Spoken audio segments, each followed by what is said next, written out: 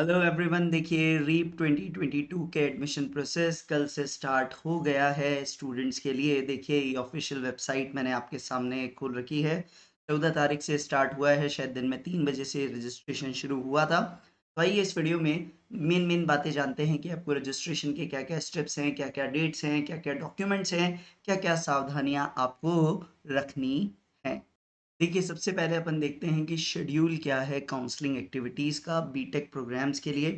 देखिए सबसे पहले जो अपने काम की चीज़ है, कैंडिडेट रजिस्ट्रेशन कल 14 अगस्त से शुरू हो चुका है। Last date for deposition of application cum registration fee online is 28 of August. तो 28 अगस्त से पहले आपको रजिस्ट्रेशन फ़ी डिपॉजिट करनी है और online application cum registration form की सारी फॉर्मेलिटीज़ कंप्लीट करने की डेट है 29 ऑफ अगस्त। उसके बाद चॉइस फिलिंग वगैरह के लिए आपके पास टाइम रहेगा। तो सबसे पहले एक मेरिट लिस्ट ये डिक्लेयर करेंगे कि भाई जितने बच्चों ने अप्लाई किया उसमें आपका रैंक क्या बना है राजस्थान स्टेट में। तो उसके हिसाब से वो मेरिट लिस्ट आएगी 4 सितंबर को। उस पे अगर आपको कोई ऑब्जेक्शन हो तो 5 सितंबर तक आप भेज सकेंगे और फाइनल मेरिट लिस्ट डिक्लेयर होगी 6 सितंबर को। तो 6 सितंबर को आपको समझ आ जाएगा आपसे बेटर रैंक के कितने और जनों ने रीप के थ्रू एडमिशन के लिए अप्लाई किया है। फिर चॉइस लॉकिंग की जो लास्ट डेट है दैट इज ऑल्सो 8 सितंबर। 8 सितंबर से पहले आपको सारी ब्रांच और कॉलेज चॉइसेस लॉक करनी है, सबमिट करनी है। इस बार राउंड थोड़े अलग स्टाइल से है। पहला राउंड केवल उनके लिए है ट्यूशन फी वेवर स्कीम, जहां बहुत कम फी में एडमिशन होता है। वो अलॉटमेंट और रिपोर्टिंग होगी। सबसे पहले राउंड में टीएफडब्ल्यूएस कैंडिडेट्स को सीट मिलेगी, 9 सितंबर को अनाउंस होगा और उनको रिपोर्ट करना है 12 सितंबर के पहले। उसके बाद सेकंड राउंड उन्हीं के अपग्रेडेशन का होगा। तो last date to apply for upward movement one by the candidates is 12th of September. उसका रिजल्ट आएगा 13 सितंबर को और उसकी रिपोर्टिंग डेट है 15th ऑफ सितंबर। उसके बाद राउंड थर्ड है आपका, वो भी अपवर्ड मूवमेंट टू है। टीएफडब्ल्यूएस कैंडिडेट्स का 15 सितंबर को अप्लाई कर सकेंगे लास्ट अपवर्ड मूवमेंट के लिए। 16 को रिजल्ट आएगा, 18 तक रिपोर्ट करनी है। फिर आएगा राउंड फोर, जिसमें आउट ऑफ राजस्थान, मतलब जो राजस्थान से बाहर के स्टेट के स्टूडेंट्स हैं जो अप्लाई करना चाहते हैं, या एक सर्विसमैन, फिजिकल डिसेबिलिटी वाले कैंडिडेट्स हैं या कश्मीरी माइग्रेंट्स कैंडिडेट्स हैं, उनके लिए सीट अलॉटमेंट का फोर्थ राउंड ये बीच में ही हो जाएगा। 10 सितंबर इसकी डेट है और उसकी लास्ट डेट है रिपोर्ट करने की 17th ऑफ सितंबर। बट आपके मतलब कि इन जनरल जो बच्चे टीएफडब्ल्यूएस नहीं हैं उनके लिए फिफ्थ राउंड है। राजस्थान स्टेट कैंडिडेट्स के लिए उसका सीट अलॉटमेंट होगा 19 सितंबर को और उसकी रिपोर्टिंग लास्ट डेट है 22 सितंबर। और उसके बाद इंटरनल स्लाइडिंग होगी 23 सितंबर को और उसके बाद राउंड सिक्स आएगा, direct admission on vacant seats and management quota. और ये डायरेक्ट इंस्टीट्यूट लेवल पे होगा। इसका मतलब ओवरऑल कैंडिडेट्स के लिए सेंट्रली एक ही राउंड है और उसके बेसिस पे वो इंटरनल स्लाइडिंग वगैरह भी कर देंगे। उसके बाद जो कुछ होगा वो इंस्टीट्यूट लेवल पे ही है, क्योंकि इनको पता है हर साल राउंड ज़्यादा करने से फ़ायदा होता नहीं है। लास्ट में सीट्स बचती ही हैं, इंस्टीट्यूट लेवल पे ही फिल होती हैं। तो इस बार इन्होंने समझदारी दिखा के एक राउंड ही इफेक्टिवली किया है, उसके बाद सीधा इंस्टीट्यूट लेवल पे छोड़ दिया है। तो इसका मतलब साफ है आप लोगों के लिए। जो चॉइस लॉकिंग होगी, चॉइस लॉकिंग के बाद आपको 19 सितंबर को पता चलेगा इन जनरल, अगर आप ट्यूशन फी वेवर स्कीम में नहीं है, कि आपको क्या कॉलेज मिलता है और उसके आगे फिर स्लाइडिंग और दूसरे प्रोसेस आपके रहने वाले हैं। आइए देखते हैं इंस्ट्रक्शन बुकलेट में और क्या इंपॉर्टेंट चीज़ें हैं। देखिए पहली चीज़ एलिजिबिलिटी। एलिजिबिलिटी के लिए आपको बताया ही गया है कि वही सब्जेक्ट कॉम्बिनेशन जो भी जिस ब्रांच के लिए पर्टिकुलर होता है वो आपको लेनी है और एटलीस्ट 45% मार्क्स आपके होने चाहिए उन सब्जेक्ट्स में। एक रिजर्व कैटेगरी कैंडिडेट्स के लिए 40% पे ही एडमिशन आपको मिल सकेगा। साथ ही जो भी मेडिकल फिटनेस उस ब्रांच के अकॉर्डिंग चाहिए वो आपके पास होनी चाहिए। बाकी मैंने लास्ट वीडियो में भी आपको समझाया था कि भाई सीट अलॉटमेंट की जो बेसिस है, फर्स्ट प्रायोरिटी मिलेगी आपकी जेई मेन परसेंटाइल को, सेकंड है आपकी 12th के मार्क्स के बेसिस पे जो परसेंटाइल बनेगी उसको भी मैं समझाता हूँ कैसे बनेगी, और थर्ड है वो डिप्लोमा वाले कैंडिडेट जो करते हैं उनके डिप्लोमा के रिजल्ट के बेसिस पे। अब महत्वपूर्ण बात ये है कि सर राजस्थान बोर्ड के हैं या सीबीएसई के हैं, क्या परसेंटेज दोनों की सेम मानी जाएगी? तो उसके लिए इनका जवाब है, देखिए, for the applicants applying on the basis of the marks of the class 12th, the percentile, or you can say the comparative scores, will be determined on the basis of number of applicants in REAP 2022 of particular board to obtain combined rank merit of the candidate. For example, कहने का मतलब ये है, भाई CBSE board के फर्ज कीजिए 100 जनों ने अप्लाई किया और आपकी परसेंटेज है 95 और 95 से ज़्यादा परसेंटेज वाला एक ही बच्चा है, तो आपको वो सेकंड रैंक एक तरह से अलॉट हो जाएगी on the basis of that percentile. तो जहाँ क्लास 12th मेरिट का आधार होगा वहाँ पे आपकी सेकंड रैंक इस तरह से आप समझ सकते हैं।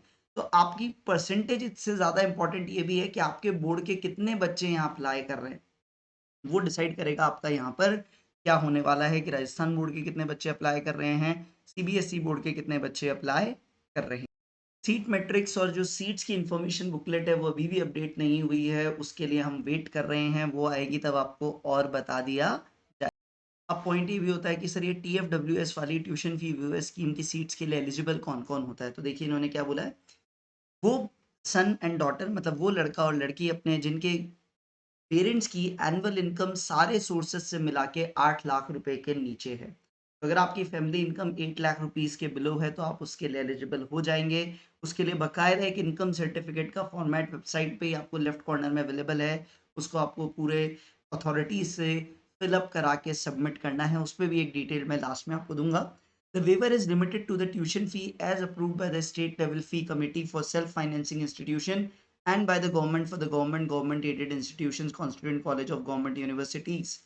All other fees except tuition fees shall still be paid, have to be paid by the beneficiary. But ठीक है, ट्यूशन फी ही मेजर कंपोनेंट है और उसका बेनिफिट डेफिनेटली यहाँ मिलता है। लास्ट वीडियो में भी आपको समझाया था, रजिस्ट्रेशन एप्लीकेशन फी है 295 रुपीज़ की, जो ऑनलाइन आपको यहाँ पर पे करनी है। अब फिलअप करते हुए आपको ध्यान रखना है, आपको अपना मोबाइल नंबर और ईमेल आईडी फिक्स रखना है, पूरे प्रोसेस में उसे चेंज नहीं करना है, सारे कम्युनिकेशन वहीं से होंगे। चालान नंबर जो फर्स्ट ट्रांजेक्शन का होगा वही लॉगिन आईडी आपका होगा। जो first challan number of the first transaction application cum registration fee will be the default login ID. अपना आईडी पासवर्ड किसी को ना बताएं, वो आपको बता ही दिया। शेड्यूल ऑफ एक्टिविटीज एनेक्सर 5 की मैं आपको पहले ही समझा चुका हूँ। 14 सितंबर से आपके 14 अगस्त से सॉरी आपके रजिस्ट्रेशन शुरू होंगे, वो आपको पता ही है। अब देखिए प्रोसीजर क्या है उसको भी इन्होंने डिटेल यहाँ समझाने की, वैसे बहुत ज़्यादा डिटेल दी नहीं है। बेस्ट ये होता है कि आप खुद ही स्क्रीनशॉट्स वगैरह स्क्रीन के देते तो बच्चों के लिए ईजी रहता, बट फिर भी देखिए इनका ये कहना है कि भाई application cum registration process completely online है, हर जगह ही होता है साहब। Candidates are advise to fill it carefully. हाँ देखिए वो जेई एडवांस के वीडियो में भी कई लोगों ने इतनी इतनी गलतियां की थी, आप प्लीज़ फॉर्म भरते हुए गलती ना करें, फॉर्म भरते हुए उसको डबल चेक ज़रूर करें, इंस्ट्रक्शन ज़रूर पढ़िए। ये आपको बता दी 295 रुपीज़ है, 250 plus 18% GST। The application form will automatically become active after successful payment of the fee. Candidate must read instructions carefully before filling. वो आपसे कहा जाता है should keep all required documents including photograph and signature with them for hassle free form filling. अब आपको क्या क्या upload करना है भाई, आपकी फोटो, आपका सिग्नेचर जेपीजी फॉर्मेट में, बाकी सारे डॉक्यूमेंट्स पीडीएफ फॉर्मेट में चाहिए। क्या क्या चाहिए भाई, आपको अपनी फोटोग्राफ चाहिए 100 KB साइज तक जेपीजी में, सिग्नेचर 50 KB साइज तक जेपीजी के अंदर, मार्कशीट क्लास 12 साइंस और डिप्लोमा डिफरेंट कैटेगरी सर्टिफिकेट्स सबको 150 KB पीडीएफ फाइल आपको बना के रखनी है। Uploaded photograph and signature should be clear and document should be legible. All mandatory entries in the form must be filled. जितनी mandatory entries होंगी सबको आपको भरना है। You are advise to fill college choice form after successful completion of the application form. तो पहले application form भरेंगे, उसके बाद आपका चॉइस फॉर्म आएगा, उसमें चाहे जितनी चॉइसेस जो अवेलेबल है आप यहाँ पे भर सकते हैं। Changes are allowed in the application cum registration form and college choice form before final submission, that is before pressing the submit और लॉक। वही अमिताभ बच्चन जी वाला लॉक करने से पहले आप चाहें जो चेंज वहां पर कर सकेंगे, ड्यू डेट के पहले, डेट के बाद तो नहीं। It will not be possible to make further modification in the form or college choice form in any circumstances after successful submission by pressing the submit log button on the web portal. फिर आपको confirmation email message आएगा registered email ID mobile number पे after successful submission of the form and the college choice form. Must take print out and hard copy only after final submission of online form and choice filling form. Hard copy कहीं आपको भेजनी नहीं है, duplicate multiple registration allowed नहीं है। अब भाई seat allot होने के बाद रिपोर्टिंग पे क्या करना है, तो रिपोर्टिंग पे क्या करना है देखिए, at the time of reporting candidate को सारे ओरिजिनल डॉक्यूमेंट्स दिखाने पड़ेंगे, सर्टिफिकेट दिखाने पड़ेंगे, फॉर्म फी की रिसिप्ट दिखानी पड़ेगी, प्रोविजनल सीट अलॉटमेंट लेटर निकाल के जो पोर्टल से आएगा वो दिखाना पड़ेगा। Deposit a self attested copies of all the documents. Institute admission authority would thoroughly check the documents and the required certificates. The designed admission authority of the allotted participating institute would make arrangements for online reporting of the candidate at the institute. Candidate should ensure that the check candidate status on the REAP portal is displayed as reported. तो जैसे ही आप report करोगे वहाँ आपका portal पे लिखा हुआ जाना चाहिए कि भैया आप रिपोर्ट कर चुके हो। If the admission is granted, the amount deposited by the candidate at the reported institute in lieu of the form fee of the fee would be returned refunded back to the institute as per the guidelines of the AICTE. वो ठीक है। Document reporting के वक़्त क्या ले जाना है फटाफट से देखिए, प्रोविज़नल सीट अलॉटमेंट लेटर का वेबसाइट से आपको लेके जाना है प्रिंट आउट। साथ ही उस पे अपना रीसेंट फ़ोटोग्राफ लगाएँ और वही फ़ोटोग्राफ लगाएँ कि जो आपने रजिस्ट्रेशन फ़ॉर्म पे लगाया था, एक एडिशनल फ़ोटो और लेके जाएँ। Aadhaar card, Aadhaar acknowledgement receipt अगर अवेलेबल है तो क्लास 10th की marksheet for date of birth, rank obtained in JEE main और नाटा वो बीआर्क वालों के लिए है, marksheet of class 12th, category certificate जो भी है आपके वो undertaking by OBC, MBC in required format, PWD certificate, ex servicemen certificate, domicile certificate if applicable, income certificate, domicile का मतलब वो मूल निवास प्रमाण पत्र होता है। इनकम सर्टिफिकेट अगर आप वो टीएफडब्ल्यूएस स्कीम का फ़ायदा लेना चाहते हैं, medical fitness certificate and fee to be deposited at the institute, ये सब आपको लेके जाने हैं।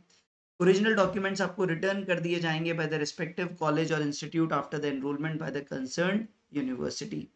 अगर आपको विड्रॉ करना है, आपको मिल गया, रिपोर्ट कर दी और पसंद नहीं आ रहा, तो उसके लिए आपको ऑनलाइन पोर्टल पे विड्रॉल के लिए डालना पड़ेगा। Should surrender the seat allotment letter with an application for seeking cancellation और बिफोर द स्पेसिफाइड डेट। अभी वो डेट स्पेसिफाई नहीं है, बट उसके पहले आपको बोलना पड़ेगा कि भाई मुझे एडमिशन नहीं चाहिए।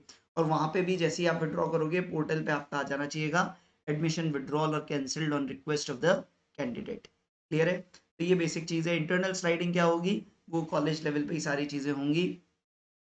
सेशन कब कमेंस होगा वो एआईसीटीई के कैलेंडर के अकॉर्डिंग ये सारी बातें ही देख के आपको बताएंगे। देखिए टीएफडब्ल्यूएस के लिए जो आपकी एलिजिबिलिटी को सिद्ध करेगा डॉक्यूमेंट वो है इनकम सर्टिफिकेट फॉर्मेट। ये कैंडिडेट पैनल पे आपको मेन वेबसाइट के होम पेज पे नजर आ रहा है। आइए इसे क्लिक करके देखते हैं इसमें क्या है। ये देखिए आय का घोषणा पत्र, इसमें पूरी डिटेल्स आपको गिवन है। यहाँ पे सारी पैन कार्ड और सारी डिटेल, सदस्य का नाम, सब कुछ आपको यहाँ पे होना चाहिए। और ये सर्टिफिकेट बनवाना किससे है, कौन सी कॉम्पिटेंट अथॉरिटी है, उसकी भी बात यहाँ पे की है। तो देखिए ये सब आपके बाद प्रमाणीकरण अधिकारी। देखिए एक मिनट मैं इसको स्क्रॉल करके आपको दिखा दूँ, थोड़ा सा स्क्रीन लैग मेरे साथ चल रहा है, एक सेकेंड आपको वेट करना पड़ेगा। हाँ, तो प्रमाणीकरण अधिकारी कार्यपालिक मजिस्ट्रेट या नोटरी पब्लिक होना चाहिए, जिससे इसको आपको एक तरह से सील ठप्पे लगा के सर्टिफिकेट तैयार करना है। इसको ज़रूर से आप देखिएगा और स्कीम में बेनिफिट और होता है। और बाकी जो इंस्टीट्यूट्स की फ़ीस है वो भी आपको इन्फॉर्मेशन बुकलेट जो आपको गिवन है उसमें गिवन है। एक बार फटाफट से मैं फ़ीस की भी जानकारी आपको दे देता हूँ।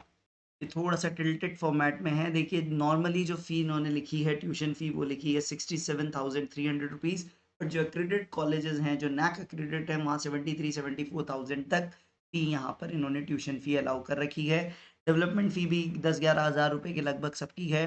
और कॉशन मनी आपकी रखा लगा रखी है लगभग 7,500 रुपये। वो फीस थी प्राइवेट कॉलेज की। सरकारी कॉलेजेस के लिए देखिए इन्होंने जो कर रखी है, जैसे अजमेर इंजीनियरिंग कॉलेज का इन्होंने यहाँ पर फ़ी का ये लेटर दिया है। तो यहाँ फर्स्ट सेमेस्टर की जो ट्यूशन फ़ी है, एसएफएस सेल्फ फाइनेंस सीट्स के लिए ट्यूशन फ़ी है 24,500 रुपीज़।